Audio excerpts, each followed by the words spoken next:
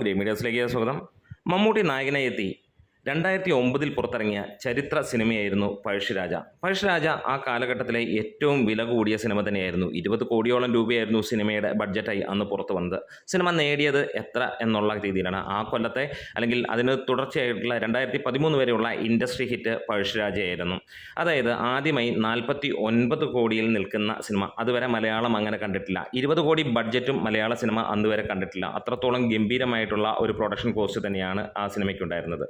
Cinema super ഹിറ്റായിരുന്നു, അതേപോലെ industry ഹിറ്റായിരുന്നു. ഇതെല്ലാം correct തന്നെയാണ്. പക്ഷേ പ്രൊഡ്യൂസർക്ക് ലാഭമായോ എന്നുള്ളൊരു കാര്യമാണ്. ഇന്ന് അതേപോലെയുള്ള ഒരു കാര്യം പുറത്ത് വന്നിരിക്കുമ്പോൾ അതിൻ്റെ പ്രൊഡ്യൂസർ പറയുകയാണ്, ഗോകുലം ഗോപാലൻ പറയുകയാണ്, ഈ ഒരു സിനിമ സൂപ്പർ ഹിറ്റാണ്. മമ്മൂട്ടി ചിത്രം ഈ വലിയ രീതിയിലുള്ള അവാർഡുകൾ വാരിക്കൂട്ടി, നാഷണൽ അവാർഡ് ഉൾപ്പെടെ ഒരുപാട് അവാർഡുകൾ വാരിക്കൂട്ടിയ ആ ഒരു സിനിമ, കേരള സർക്കാർ ഇതിന് പ്രദർശനത്തിന് 50% നികുതി ഇളവും പ്രഖ്യാപിച്ചിരുന്നു ആ കാലഘട്ടത്തിൽ.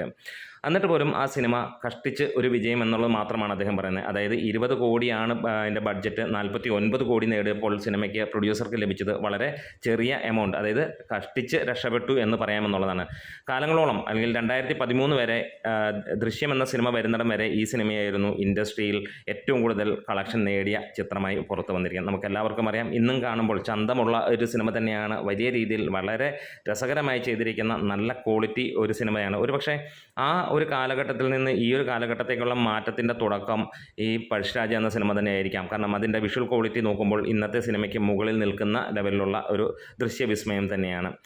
എന്നാൽ അദ്ദേഹത്തിൻ്റെ പല സിനിമകളെക്കുറിച്ചുള്ള കാര്യങ്ങളും അദ്ദേഹം പറയുകയാണ്. കമ്മാര സംഭവം എന്ന ആ ഒരു സിനിമ അദ്ദേഹത്തിന് വലിയ രീതിയിലുള്ള നഷ്ടം വരുത്തിയെന്നും, അതുപോലെ തന്നെ കായംകുളം കൊച്ചുണ്ണി എന്ന സിനിമ അതിന് വൈഡ് റിലീസ് അദ്ദേഹത്തിനെ ഒന്ന് കഷ്ടിച്ച് രക്ഷപ്പെടുത്തിയെന്നുള്ള ഒരു കാര്യം തന്നെയാണ്. ബഡ്ജറ്റ് തന്നെയാണ് പ്യുവർ വില്ലൻ എന്നുള്ളത് തന്നെയാണ് നമുക്ക് ഇവിടെ പറയുന്നത്. എന്തായാലും ഈ ഒരു അഭിപ്രായം അദ്ദേഹത്തിൽ നിന്ന് കിട്ടുമ്പോൾ നമുക്ക് ഇന്ന് ചർച്ച ചെയ്യപ്പെടുന്ന പ്രൊഡ്യൂസർമാരുടെയും അല്ലെങ്കിൽ നടന്മാരുടെയും ഒക്കെ ആ ഒരു പ്രശ്നത്തിലേക്ക് കടന്നു ചെല്ലുമ്പോൾ നമുക്ക് മനസ്സിലാവുന്ന കാര്യവും അത് തന്നെയാണ്.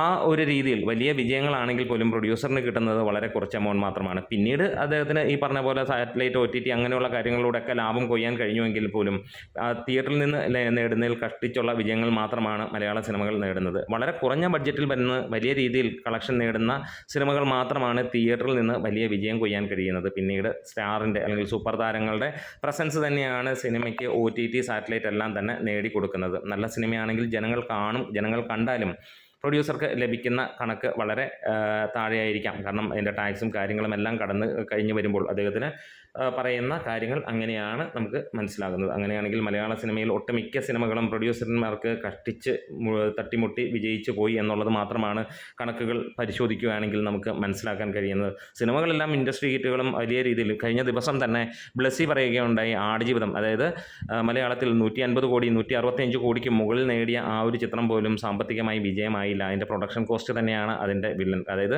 ഇത്രത്തോളം ജനങ്ങൾ കണ്ടെങ്കിലും അതിൻ്റെ പ്രൊഡക്ഷൻ കോസ്റ്റ് കുറയ്ക്കാൻ കഴിഞ്ഞിരുന്നുവെങ്കിൽ അതൊരു വലിയ വിജയമായേനെ എന്നുള്ളതായിരുന്നു അതിന് എടുത്തു പറയുന്നത്. കാത്തിരിക്കാം. നിങ്ങളുടെ അഭിപ്രായങ്ങൾക്ക് വേണ്ടി നമ്മുടെ വീഡിയോസ് ഇഷ്ടമായെങ്കിലും സപ്പോർട്ട് ചെയ്ത് തരാം. Green medias.